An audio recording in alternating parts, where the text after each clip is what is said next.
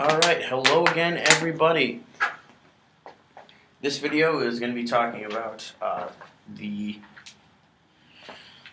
different aspects of playing steel drum, how you play it, what you play it with, what's the technique involved, and how the drum is set up.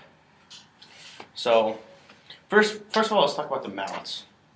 The mallets that you use for pan are actually really simple. Much like other mallets in the percussion world, and drumsticks, of course. Drumsticks are just made out of wood.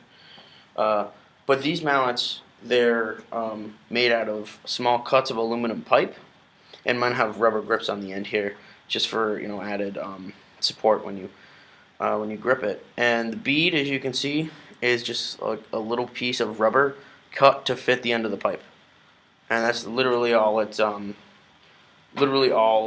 that there is to a steel drum mallet.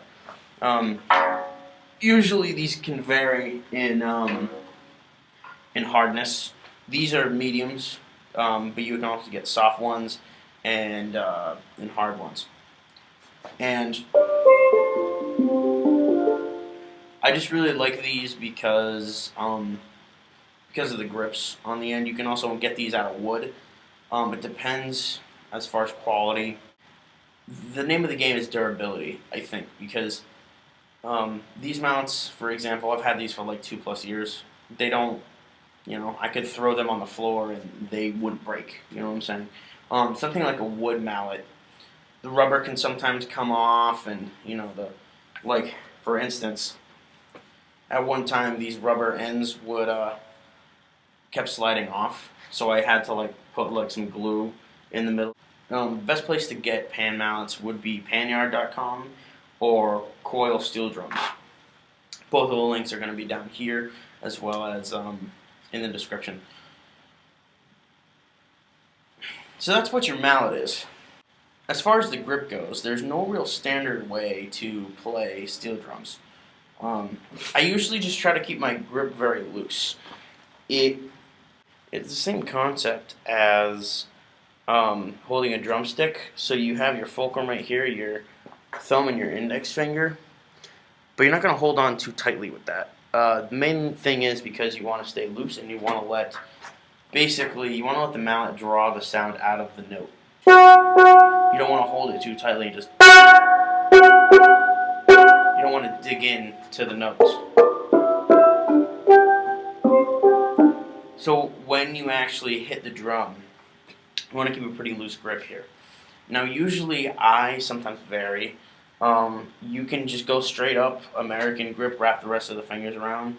You can also do the sort of French grip, letting go sort of thing, which is actually very loose, but it helps if having your whole hand on the stick makes it a little like you're getting a little bit of a harder sound. Generally, the name of the game with grip and hitting the drum is gentle. You got to be gentle with these, because if you're not, you can you can hit the notes way too hard and send them out of tune. So, for example, when we're talking about being gentle, okay, if I am just holding the mallet like this, and this is treble C right here. That's a bad note to use because this is a bad note on this pan. You'll come to find out that notes sometimes just on pans are really weird, just because all metal is different and stuff. Like for instance, this C is always has a little twang to it, and also this B is really hard to draw that good full sound out of it. You'll notice there's good notes and bad notes. I've been playing on this pan at school for so long that I definitely can already tell which notes are really good. Actually, this D is a really good example of. So you can see as I'm hitting it, I'm letting the mallet come up off of it. I'm not going. I want to let the note ring. Because basically what all steel drums are, they're overtones. They're made up completely of overtones. And so, yeah, so when I hit that note, I'm getting that really good full sound.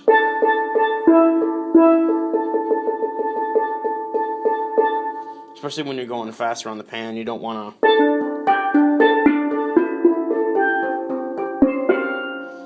to really slam it, you know.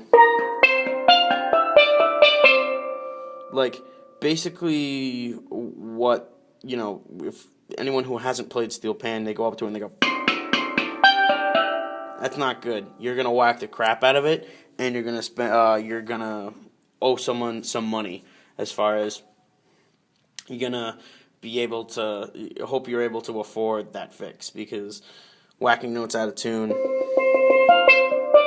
the tuning process is very long and it's very hard, but it's worth the money. It's worth a fortune, basically. So as you can see, as I'm going around the pan, even at the upper octave,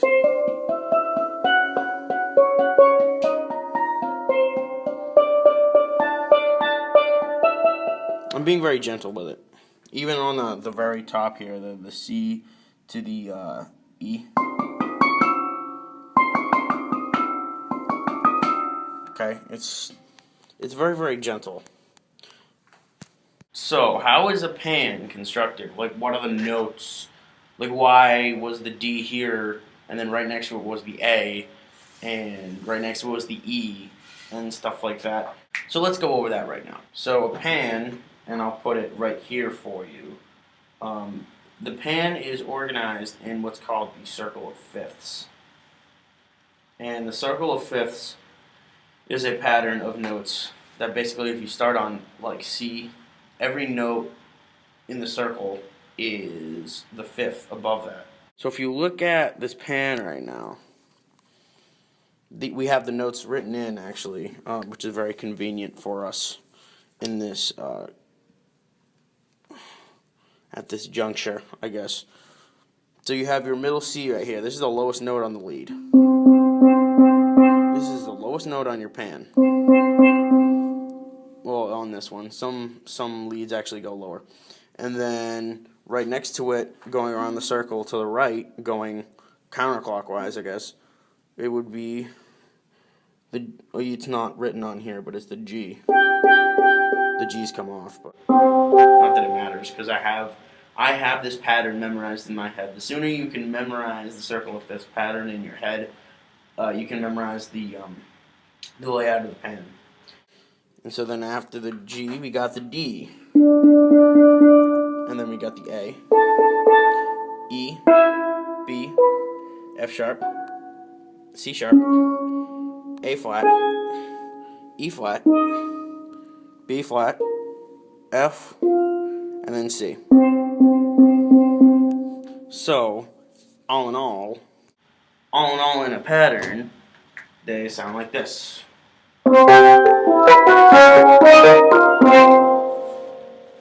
And the other way. So obviously you can tell they all have that fifth jump, whether it's up or down. And so what you'll find is, now to play like a scale, it's basically a pattern of every other note. Like I said, let's put the circle of fifths right here. So you have the C right at home right there, and then you go to the right counterclockwise. You skip a note, so you skip the G, go to D. So do, re, that's your first two notes of your scale. First two notes of your C major scale, basically. And then you skip another note, you skip over the A, the E. So you have do, re, mi. And then it's a little weird, because now, if you know your scales really well, you should be really able to do this on the fly, just figuring out, mapping out where all the notes are on the pan. But do, re, mi, and then you have the F natural, so it's across the pan. So some of these are weird as far as what the scale is, because you have to really figure out like where every note is. So now we're on the F, which is next to the C. So it's a little weird. Across. And then skip a note, you got the G. We skip over the middle C basically again. So yeah. Do, re, mi, fa, sol. And then you skip another note, go to the A. You skip a note, go to the B. Now the last note is on the next octave, which starts on basically where the center of your body is, that's your C. That's your treble C. So you have, as you can see on the diagram, here you go. All the notes in the center are all the same note. They're all C. So you have do, re, mi, fa, sol, la, ti, do. Do, re, mi, fa, sol, la, ti, do. Yeah, so all together.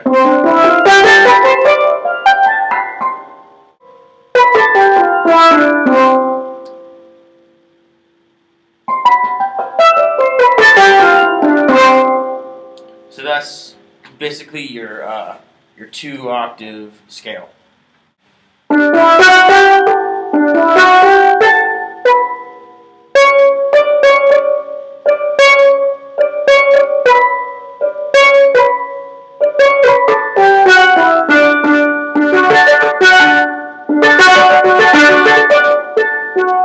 Also, if you know your major arpeggios and your minor arpeggios, it's actually really easy to.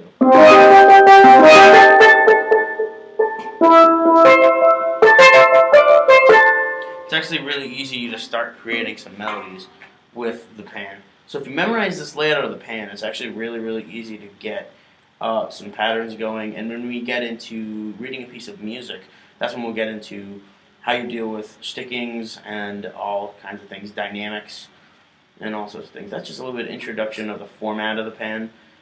So thank you for joining me in this video, and I hope to see you in the next one.